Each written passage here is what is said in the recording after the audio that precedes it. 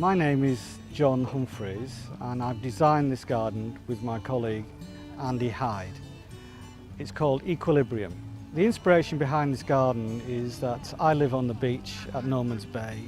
Andy Hyde, he lives about 2 miles away, virtually on the beach at Pevensey Bay. We both love the beautiful aspects of the wildflowers and the majesty of the growing wood that stands on the beach, and the way it gets bleached by the sun and sculpted by the sea. I'm also very interested in how we have perceived henges over the years, and we wanted to make the garden into a sculptural form. The inspiration for the planting has come from what grows wild on the beach where we live. The types of plant we have used are those that just grow wild on the beach and are salt hardy. The idea with the fire is to represent the sun on the water. This is our first garden at Hampton Court.